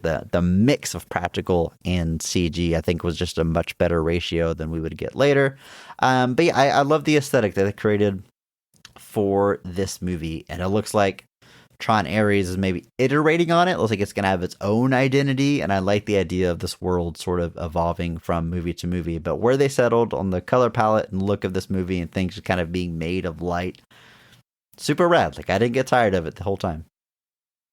Yeah, me either. It's one of those things that you easily could have had a moment where it potentially like overstayed its welcome, but I think there's just enough variation and just enough things that like pop and stand out. Like the fact that Clue is not even like Clue is orange, so he's specifically different versus all of his other henchmen that are like red. And then obviously all of the programs are the blues and the greens and all of that. I think it all creates a really good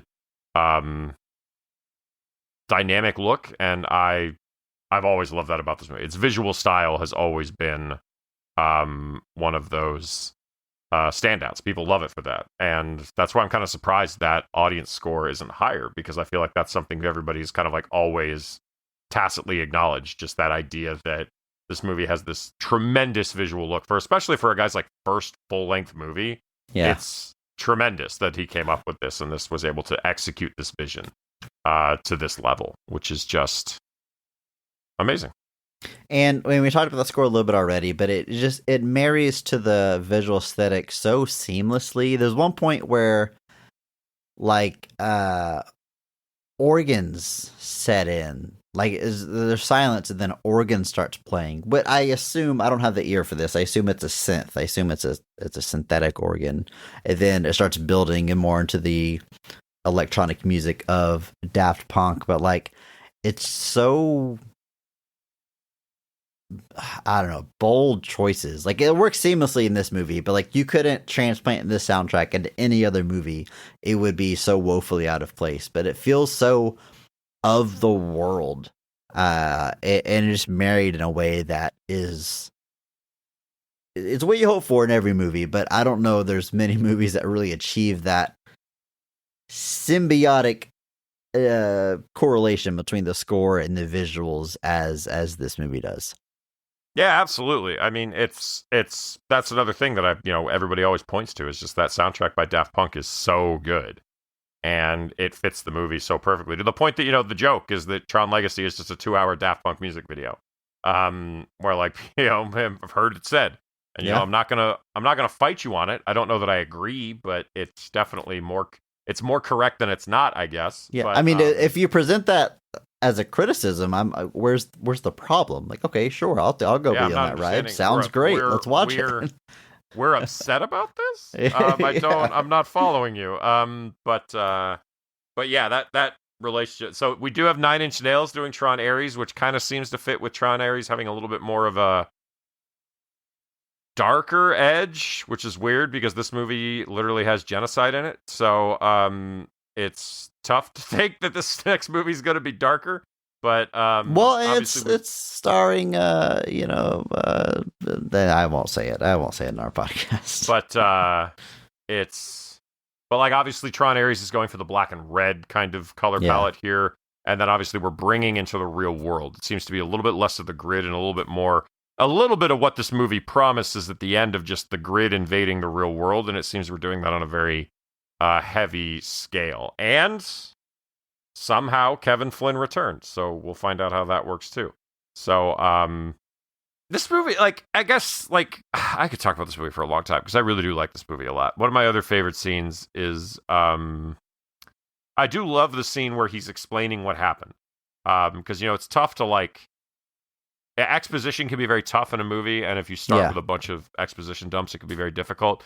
But I think the way they play it, of having it be framed by this modern segment, but then actually flashing back and showing us Clue's rebellion and the Purge and all of that, but then you're cross-referencing it to Jeff Bridges or Kevin Flynn in his current form, and you see how much, like, emotional toll this has taken on him.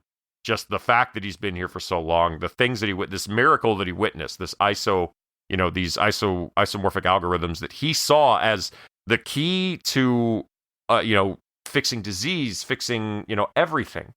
And Clue saw it as an imperfection that he had to get rid of. And so he got rid of all of them to the point that Cora is essentially the only ISO left. And that toll that it takes on him, he portrays that so well. Just that weight, that gravity of this thing of, like, I was going to fix the world, and now I'm stuck here, and I've got nothing that I can do to fix it. And just that notion, too, of, like, there's this, it's like, why didn't you fight? And it's like, I did fight. And it, Clue seemed to feed off of his rebellion. And, it's that realization, too, that Kevin Flynn has of just, like, I created a program that basically outmatched me and outplayed me, and I couldn't get the edge on him. And just that kind of realization, Jeff Bridges just plays that so well. Just that kind of haunted nature that he brings to it, which is just, again, you kind of forget Jeff Bridges can do stuff like that. Like, you're just so used to, like, him just showing up and kind of doing a Big Lebowski thing that you forget that there's this tremendous acting talent. You can tell in his eyes from the moment you see him, he knows he's not making out of this movie alive. He knows he can't escape. He knows there's no destroying Clue without destroying himself. He knows it. He can't say it out loud to Sam. I don't think Sam realizes it. I think Sam's hopeful that they're both going to escape the entire time until they don't. But you can see on his face, in his eyes, that he knows what his fate ultimately is going to be. And that layer is underneath every single scene that he has in this movie, which is just, incredible acting talent. As we talk through this movie, I swear this is a positive I'm going to say here. It's impressive to me how many tropes and things we've certainly seen before are packed into this movie. I already mentioned the eccentric character that plays both sides, right? They're neutral, they're good and evil. Or like our eccentric club owner Zeus here. I mentioned Benicio del Toro in Guardians of the Galaxy, but also Benicio del Toro in Star Wars The Last Jedi, doing the same thing. It's a character we've seen time and time again. The rebellion, computers' rebellion, an uprising, certainly something we've seen before. How many times have we seen a rogue AI decide that humanity must be eliminated because humanity is the problem? I mean, that's Terminator. That's 2001. That's Ultron. Ultron. That's what I was trying to think of. But yeah, it's not new. But this movie stands on its own. It has its own identity. You don't immediately say, oh, this is, like people say Avatar is Ferngully or whatever. Like there's not really a one-to-one. It manages to use stuff we're familiar with in large part putting this super unique visual style on top of it that it still feels like its own thing. And that's a pretty good achievement. Like I said, it might sound backhanded because I'm saying like it uses tropes, but tropes are fine as long as you execute it well. And I think by and large, this movie just at the very least manages to have its own identity. Yeah, its own identity disc, you might say. But you might say that, Andrew. It's I might say it because I did say it. Yeah, it's a tough thing, but like there's no like real analog that it can be easily compared to. I think it's just really fun for me to watch, and it's one of those things that like it has an identity. I think it has a heart to it, and it's just a thing where like I don't know, like there's a piece of my brain that like this movie takes me back to such a specific time, like 2010. Like I was just graduating college, I had just gotten a job. Like it's a movie that very much like transports me to a time and place, and I will never be upset at movies that are able to do that for me. That it's not just about watching it; it literally transports me back to the place I was at the time.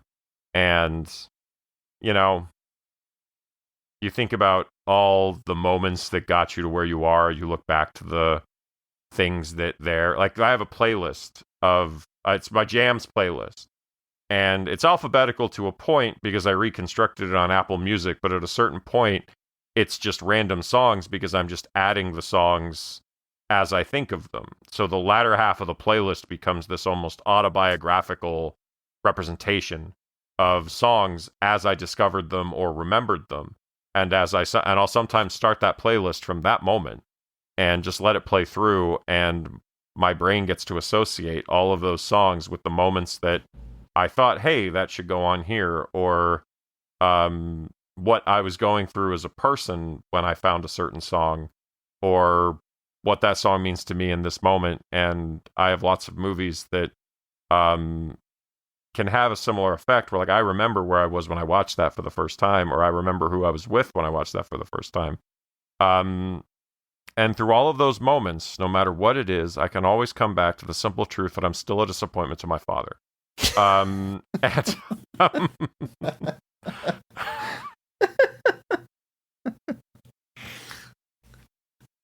Dad, I'm kidding if you're listening. Sorry, that I got about halfway into that, and I was like, I have to dedicate to this. I have to get to the end. Too real. Gotta swerve. I have to keep going. But it's true. No, it's one of the things I love about this movie. For me, I have it always comes back to the 90s. I have a 90s alternative hits playlist, which is 90s alternative. It's the music I loved growing up and first music I really got into, and it's my stuff, right? It's my jam.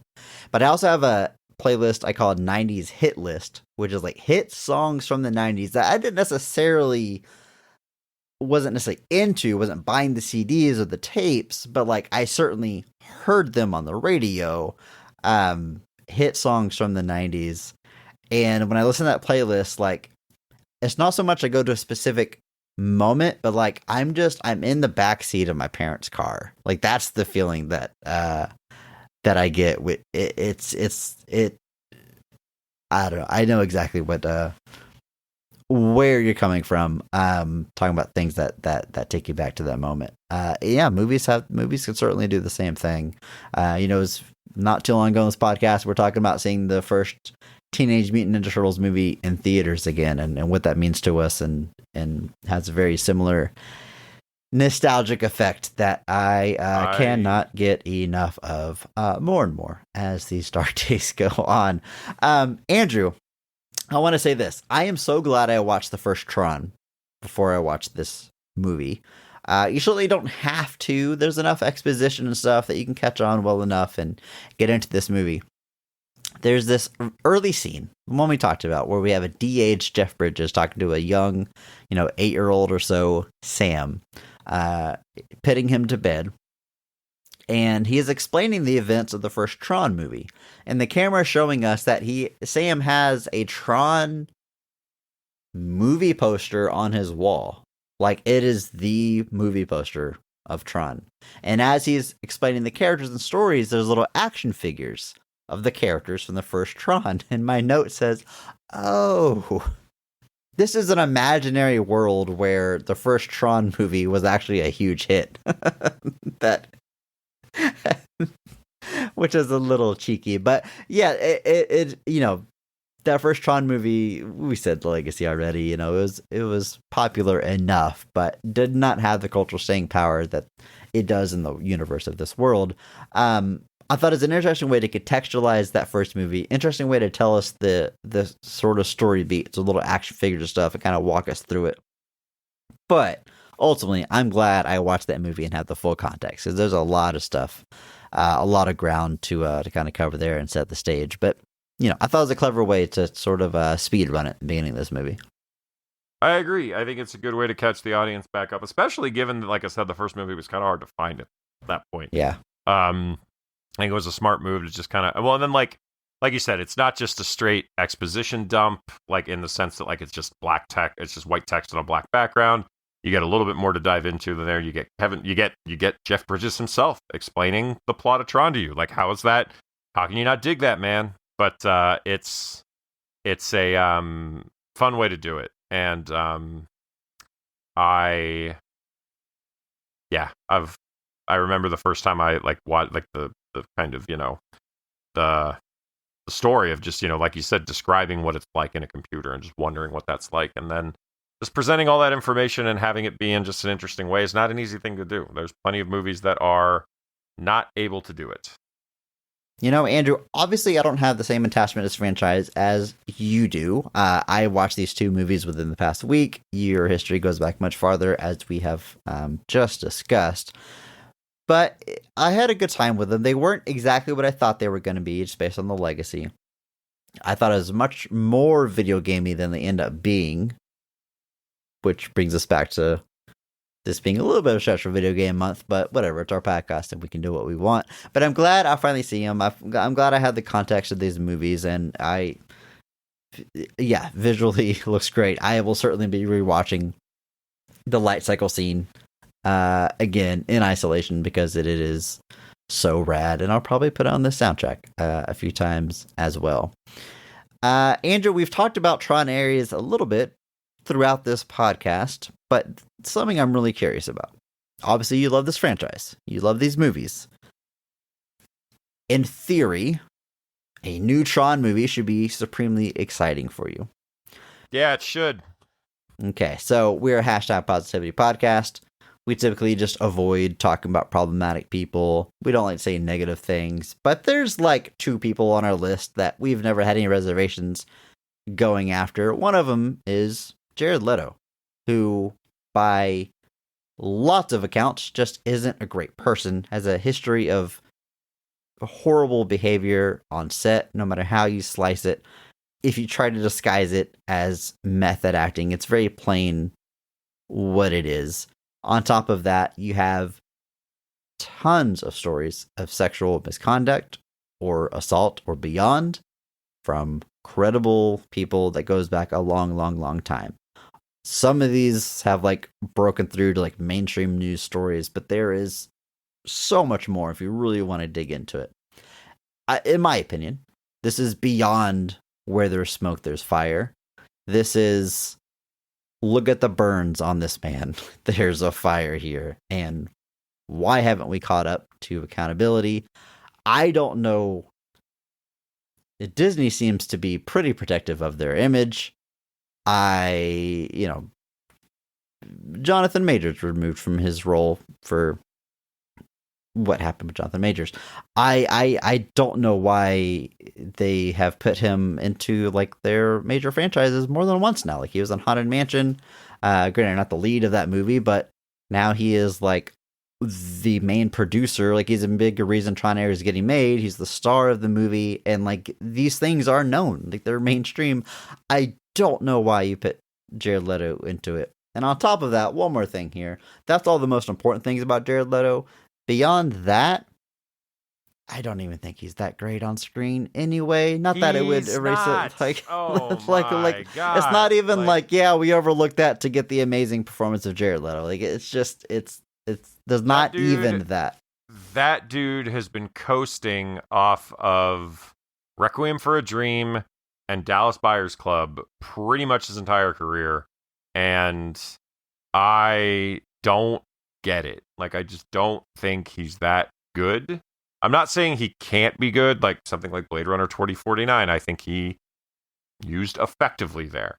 Yeah, he's great at being like a dirty, gross scumbag, and you gotta wonder why that is his lane, Andrew. I don't know if you saw The Small Things, that Denzel Washington, Rami Malek movie that he's in. Oh, that Not Seven movie, yeah. Yeah, I didn't love the movie, but yeah, he's like a gross, he's obviously the bad guy character. He has that like greasy hair, and he plays it well enough, because that's like his lane. That's where he works.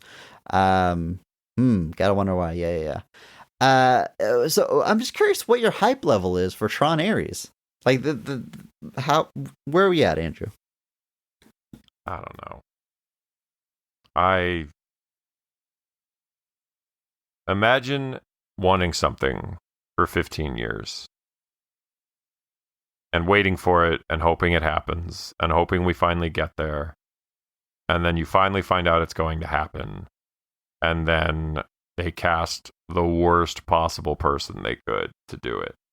And that's where it's at. And if I had a nickel for every time that's happened to me in the last year or so, I'd have 2 nickels. Because the exact same thing happened with Miracle Man. I devoured Miracle Man, and I loved Miracle Man, and the Alan Moore run especially.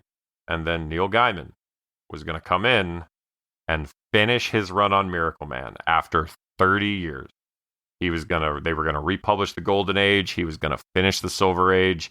And then we were finally going to get Miracle Man the Dark Age. And they finished Miracle Man the Silver Age, ended with a teaser page of coming soon, Miracle Man the Dark Age. And then Neil Gaiman story broke, I assume, is where the next point of that. Yeah. It now sucks, I can't Andrew. even now I don't even have them. I got rid of all my copies because I was just like, I can't. Okay, what about own this, this. Andrew? I What about can't this? have What about this. this? What about this? Disney and its infinite money does our special edition of Tron Legacy with updated de-aging technology for Jeff Bridges, and it looks flawless. And while they're at it, they just add Jake Gyllenhaal to Tron Ares in place of Jared Leto and just erase him from that movie. What was that Zack Snyder movie that removed Chris D'Elia, the zombie movie? Army of the Dead. Yeah, what if they do that? Just throw Jake Gyllenhaal. We've said it before, we say it again. Disney execs, Hollywood producers, I know you listen to our little podcast here. If you're thinking about casting Jared Leto, just cast Jake Gyllenhaal instead. He's a much better actor. He can do anything. He will give you a much better performance, and your movie will be better for it. It's very simple. Jake Gyllenhaal, not Jared Leto. As you said, I think very succinctly, we as a society have moved beyond the need for Jared Leto. All of his roles should be given to Jake Gyllenhaal.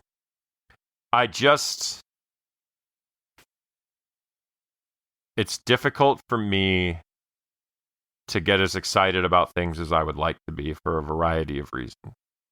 I have stress at work. I have stress outside of work. Just look around. I do my best to pay things forward. I do my best to try to inject that positivity into the world that I want to see. But I cannot pretend that I do not feel beaten down and weary a lot of the time. And I'm very fortunate. I don't want that to be misunderstood. I know that I don't have a lot of the struggles that others have. I'm an affluent white man. I understand that. But there are a great many people I care about that are in much more vulnerable positions. And it pains me greatly to feel like I'm kind of stuck. And so I'm always looking for those moments where I can disengage and be excited for things. And I'm just saying Disney took that from me. And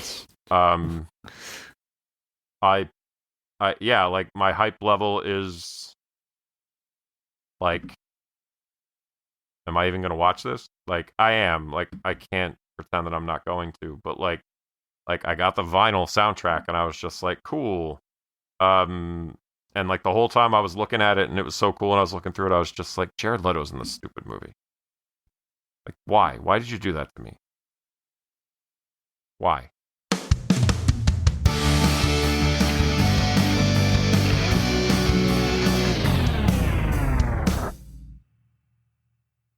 Just like that, another month, another theme down. Video game month 3 has come to its end. I feel like at this point, we've covered the heavy hitters in the video game movie adaptation field. But if you feel like there's still an adaptation to out there that we haven't covered, that we haven't hit on, that you still like to hear covered here, let us know. Of course, you can do so by hopping into our Discord. There's a link to that Discord in our show notes. So just open up whatever you're listening to this podcast in. Check out the show notes. There's a link there. Come and join us. It's absolutely free, of course. Join the conversation and make a suggestion. Let us know what other video game adaptations we should maybe take a second look at. But now it's time to announce the next theme of our show. Moving into the month of October, spooky season. Andrew, everyone's favorite time of year. We like to keep it on brand every October. We've done horror remakes, we've done slashers, we've done Freddy and Jason.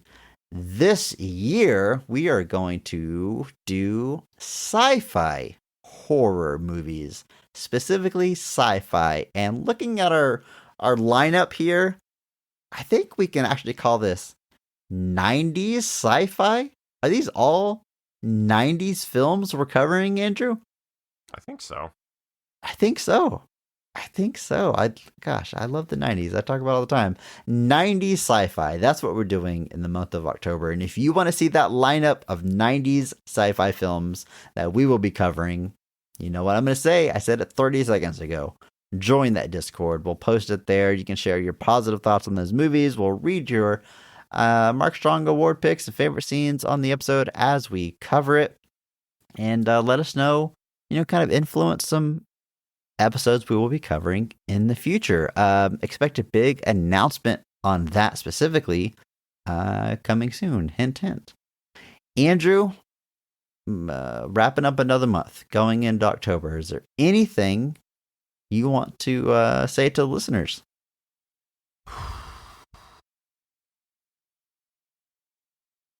Be kind. The world's hard enough as is. And also, remember that maybe not every movie is great. But all movies have greatness. Thank you to Mark Benavides for singing our theme song. You can check him out on Instagram at NotThatMarkAnthony. And of course, thanks to Mitch for the music. Follow him on Blue Sky. Check our show notes for his SoundCloud link. Check out our store on TeePublic for some best of the rest merch. And if you enjoyed this episode, please share it with a friend. That's the only way that we grow. Follow us on social media at BOTRcast. Thank you.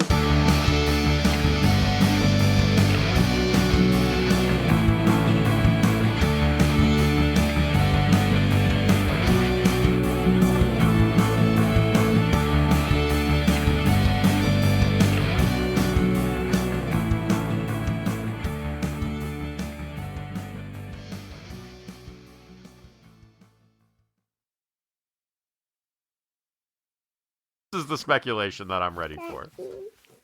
Oh, I would like to change my Mark Strong Award. It's actually going to the big door. Big door. Fair Bedtime, enough. Hang on. What, buddy? It's bedtime.